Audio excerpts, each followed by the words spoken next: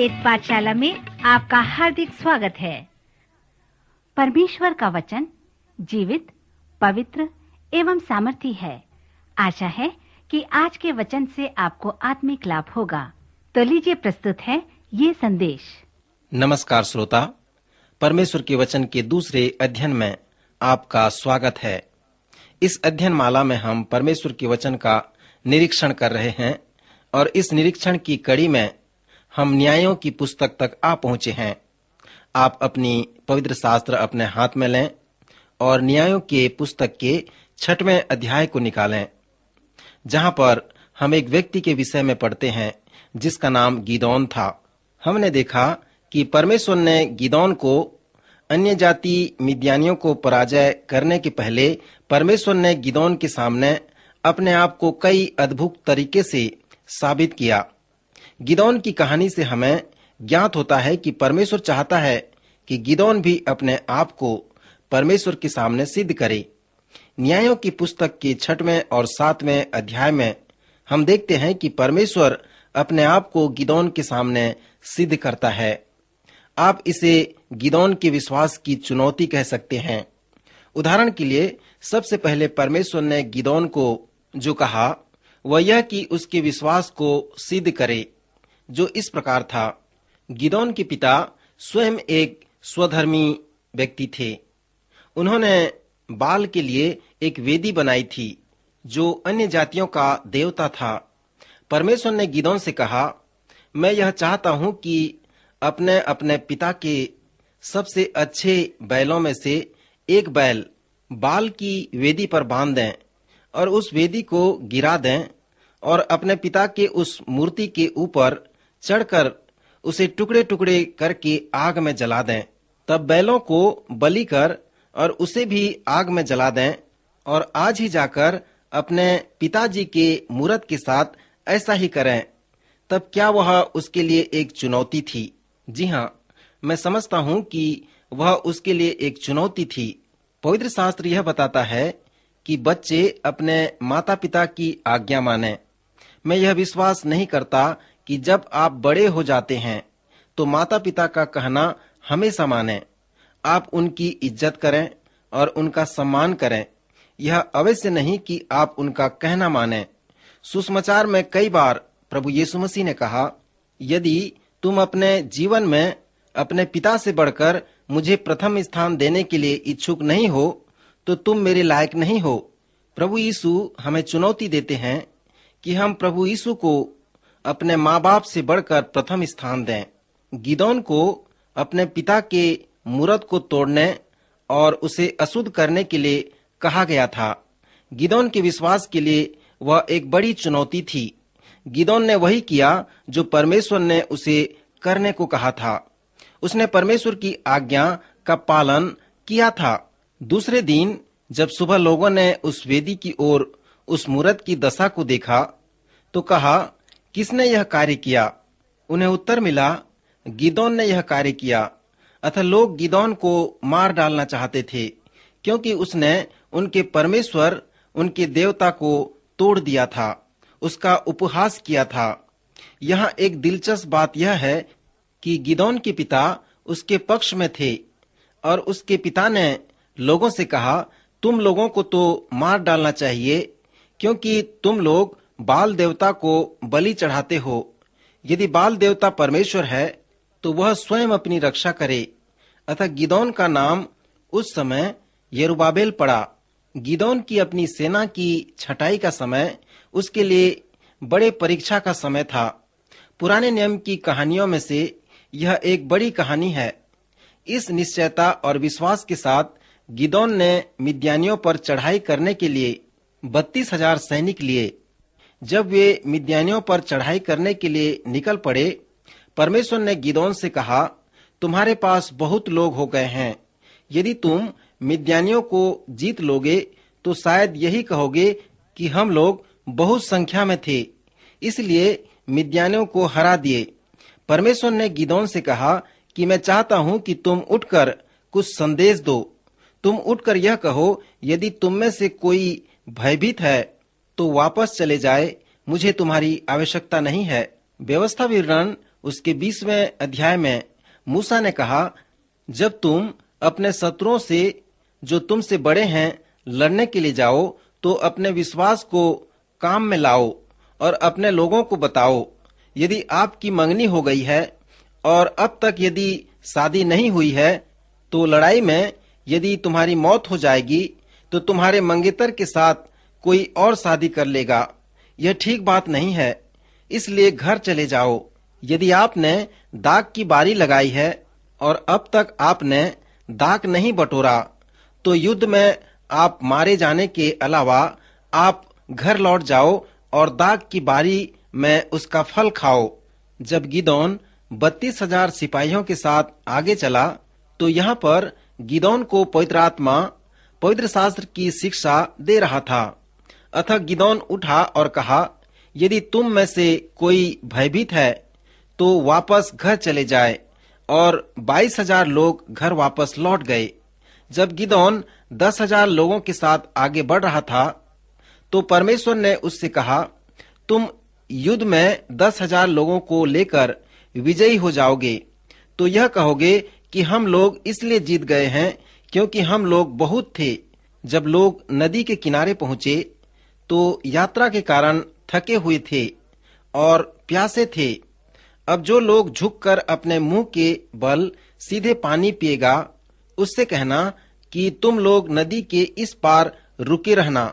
परंतु जो लोग लड़ाई में जाने के लिए उत्सुक हैं, मिद्यानियों से लड़ने के उत्साही हैं और जो जीभ से पानी पीते हैं, उनसे कहो कि दूर जाकर खड़े हो जाएं। मित्र, यहाँ पर हम एक सुंदर शिक्षा पाते हैं एवं एक सुंदर लगाव को भी देखते हैं। प्रभु के प्रथम आगमन के समय हम उसे लागू होते हुए देखते हैं। परमेश्वर को किसी बड़ी भीड़ की आवश्यकता नहीं है या बहुसंख्यक की आवश्यकता नहीं है। उसके पास लोगों की संख्या अधिक नहीं थी। परमेश्वर को समर्पित अल्पसंख्यकों की आवश्यकता होती है। परमेश्वर पिता उदासीन बहुसंख्यकों को इस्तेमाल नहीं करता, परंतु सक्रिय और समर्पित अल्पसंख्यकों को इस्तेमाल करता है। 32,000 में से छंटाई कर 3,000 लोगों को ही लड़ाई में लेने के उदाहरण से हम यह पाठ सीख सकते हैं।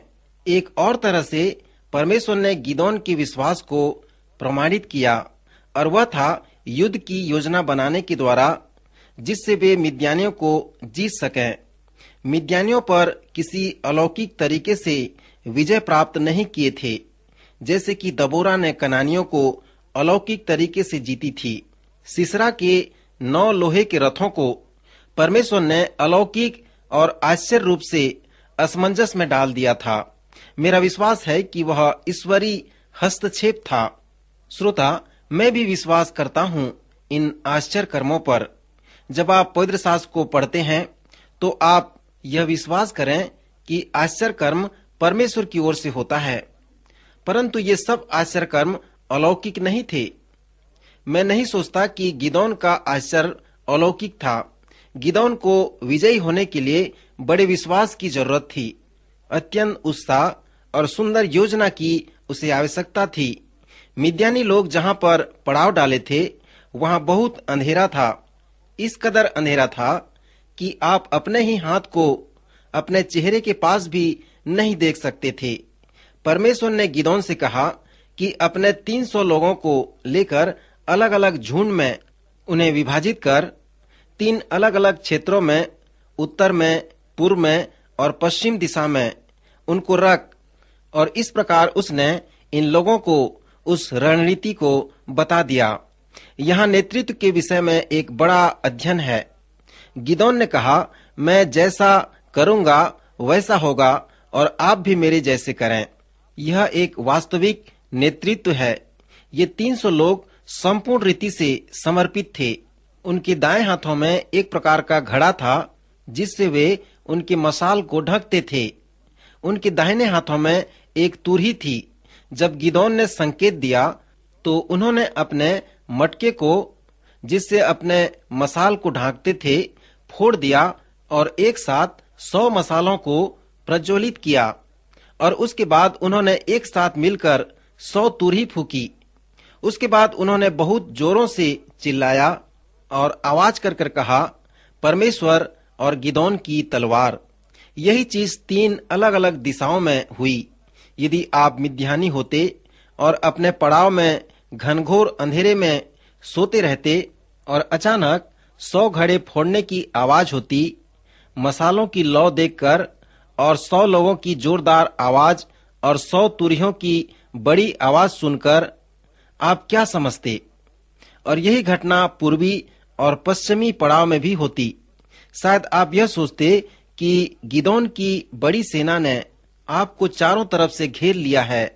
अब हम जानते हैं कि वे केवल 300 लोग थे। यह लेव व्यवस्था में मूसा के द्वारा दिए गए प्रतिज्ञा का संकेत है, जिसमें इस प्रकार है, थोड़ा लोग हजारों लोगों को पराजित करेंगे। यही प्रतिज्ञा अक्षरशः यहाँ पूर्ण होती है। मिद्यानियों ने सोचा कि वे चारों तरफ से घिर गए हैं। ध्यान रहे, यहाँ घनघोर अंधेरा था। वे स्वाभाविक तौर से अंधेरे में एक दूसरे को मारना शुरू कर दिए और गिदोन के लोगों ने उन्हें घाटी से बाहर खदेड़ दिया। उन्होंने उन्हें जानवरों के जैसे मार डाला। तब वे, जिन्होंने गिदोन की सेना से चल दिए थे, पुनः युद्ध के लिए वापस आ गए। जब युद्ध सुचारू रूप से होता रहे तो युद्ध में भर्ती होने के लिए लोगों की कमी नहीं होती है। वे लोग जो घर वापस होकर एक साथ मिलकर निश्चित रूप से मिद्यानियों को मार गिराया और पूर्ण निश्चयता के साथ और पूरे आत्मविश्वास के साथ मिद्यानियों पर विजय हासिल की। पुराने नियम के कुछ पदों में इस्राएलियों ने मिद्यानियों पर किस प्रकार जय प्राप्त की, इसका वर्णन इस प्रकार किया जा सकता है। वे मिद्यानियों के पड़ाव के चारों तरफ से उसके स्थान पर खड़े हुए और मिद्यानी लोग रोते और चिल्लाते दौड़ते हुए भाग निकले। वह सुंदर पद है। आप देखते हैं गिदोन ने क्यों उदासीन बहुसंख्यक को अल्पसंख्यक समर्पित के रूप में बदल डाला, ताकि उसे 100% सहयोग मिल सके। मित्र, समर्पण और 100% प्रभु यीशु मसीह की भक्ति के साथ उपयोग करने से हम नरक की सेना को खदेड़ सकते हैं।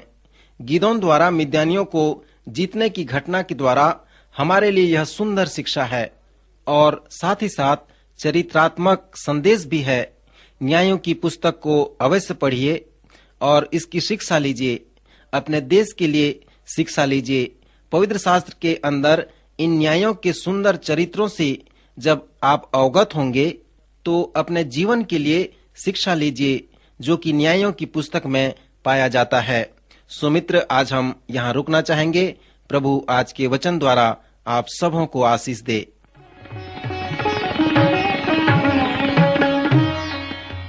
अभी आप सुन रहे थे कार्यक्रम बीट पाठशाला। श्रोता, हमें विश्वास है कि इस कार्यक्रम के द्वारा आपको आशीष मिली है। यदि इस कार्यक्रम के विषय में अधिक जानकारी प्राप्त करना चाहते हैं या बाइबल अध्ययन से संबंधित कोई प्रश्न हमसे पूछना चाहते हैं, तो आप हमें इस पते पर लिखें। हमारा पता है कार्यक्रम बीट पाठशाला, Vishwavani, post box number 731, Faridabad 7, Haryana. पता एक बार फिर से सुन लीजिए।